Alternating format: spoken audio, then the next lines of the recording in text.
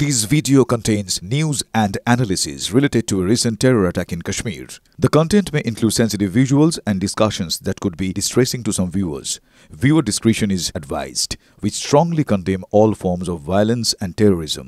The purpose of the content is solely to inform and create awareness based on verified reports. আর আজকে press কলের শুরুতেই আপনাদেরকে সেই রাস্তা দেখাবো যে রাস্তা দিয়ে বৈশারানে পাইনের জঙ্গলে ঢুকেছিল জঙ্গিরা। সেই পথে একমাত্র আমরা টিভি9 বাংলা জোর গলায় বলছি, জঙ্গিদের খোঁজে এখনো গোটা উপত্যকা জুড়ে চিরদিন তল্লাশি জারি আছে। সেনার সঙ্গে প্রতিনিধি টিভি9 বাংলা জঙ্গলের প্রত্যন্ত এলাকায় নজর সেনার, সেনা অভিযানের সাক্ষী আমরা। বৈশারান সংলগ্ন গভীর জঙ্গলের মধ্যে আমরা এই মুহূর্তে রয়েছি, আর টিভি9 বাংলার পর্দায় এই মুহূর্তে এক্সক্লুসিভ ছবি। এই মুহূর্তে যে ছবি আমরা দেখতে পাচ্ছি যে প্রতি মুহূর্তে এখানে সেনাবাহিনীর তরফ থেকে তল্লাশি চলছে। এখানে সেনাবাহিনীর জওয়ানরা তারা তল্লাশি করছেন এবং যে খবর এখানে রয়েছে যে কোনো মুহূর্তে এখানে আবারও এই ধরনের সন্ত্রাসবাদীদের হামলা হতে পারে বা তারা এই জঙ্গলের মধ্যে তারা লুকিয়ে থাকতে পারে, এবং সেই কারণের জন্যই সেনাবাহিনী এখন জঙ্গলের মধ্যে প্রত্যেকটা জায়গাতে তারা ঘুরছেন। যেখানে মানুষের পক্ষে পৌঁছানো সম্ভব নয় সেই জায়গাতেও তারা ঘুরছেন। তার কারণ আপাতভাবে ইন্টেলিজেন্সের মাধ্যমে যে খবর রয়েছে, গতকাল বা 24 ঘন্টা আগে যে ঘটনা ঘটে গিয়েছে ঠিক তারপরে এই ধরনের জঙ্গলের মধ্যেই লুকিয়ে রয়েছে দুষ্কৃতীরা, এবং সেই কারণেই সম্ভাব্য যে জায়গাগুলি রয়েছে সেই জায়গাগুলিকে চিহ্নিত করে সেনাবাহিনীর ছোট ছোট টিম তারা বিভিন্ন জায়গাতে ঘুরে বেড়াচ্ছে। এবং আমরা দেখতে পাচ্ছি সেই ছবি যে তারা আঙুল দিয়ে বিভিন্ন জায়গা দিক নির্দেশ করছেন, নিজেদের মধ্যে তারা গ্রুপ ভাগ করছেন এবং সেই দিকে বন্দুক হাতে তারা এগিয়ে যাচ্ছেন। যখন আমরা দেখতে পাচ্ছি যে কয়েকজন জওয়ান এগিয়ে যাচ্ছেন হাতের বাঁ দিকের এই রাস্তা ধরে, তখন হাতের ডান দিকের এই যে রাস্তা, যেখানে আরও দুজন এখানে রয়েছে, তারা এই হাতের ডান দিকের রাস্তাতে পাহাড়ের দুদিক দিয়ে তারা যাচ্ছে।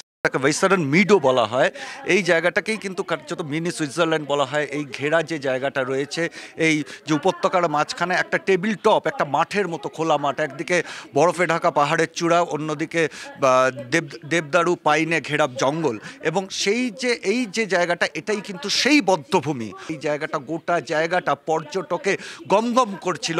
এই যে দোকানগুলোর কথা বলা হচ্ছে, কেউ ভেলপুরি খাচ্ছিল, কেউ ঘুরছিলেন, অর্থাৎ সবাই ছুটি কাটাচ্ছিলেন। সেই রকম একটা আনন্দের মুহূর্তেই হঠাৎ করেই কিন্তু এই চারপাশের যে জঙ্গল, সেই জঙ্গলের পথেই এই আতঙ্কবাদীরা, এই জঙ্গিরা আসে এবং এখানে এসে তাদেরকে ঘিরে ফেলে, তাদের পরিচয় জেনে, তাদেরকে ধর্ম পরিচয় নিশ্চিত করে তারপর বেছে বেছে তাদেরকে কিন্তু গুলি করা হয়।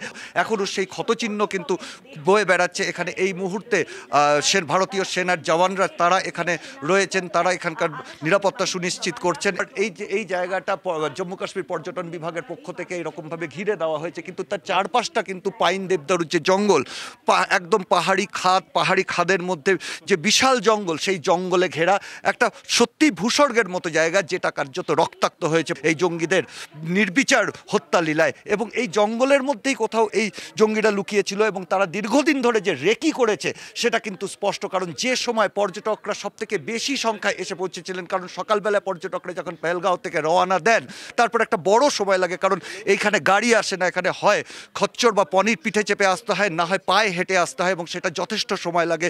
এবং কার্যত 12টার পর থেকে পর্যটকদের ভিড়টা সব থেকে বেশি হয়, এবং সেই কারণে আক্রমণের সময়, হামলার সময়টাও কিন্তু সেরকমই একটা সময়কে বেছে নেওয়া হয়েছিল।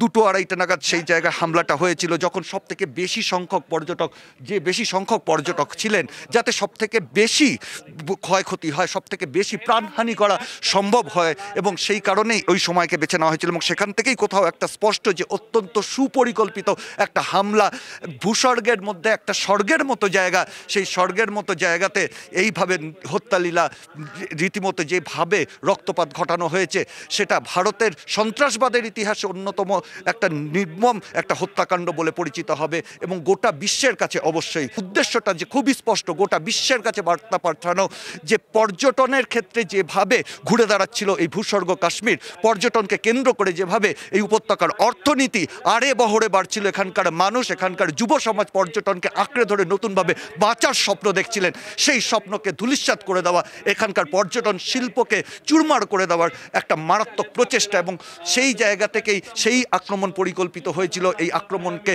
এক্সিকিউট করা হয়েছে বলে মনে করা হচ্ছে, এবং সেই জায়গায় দাঁড়িয়ে বৈশ্যালয়ের সেই যে জায়গা, সেই উপত্যকা, সেই স্বর্গের মতো উপত্যকা আমাদের চোখের সামনে রয়েছে, এবং সেটা কিন্তু সাক্ষী হয়ে রয়েছে এক নির্মম হত্যাকাণ্ডের।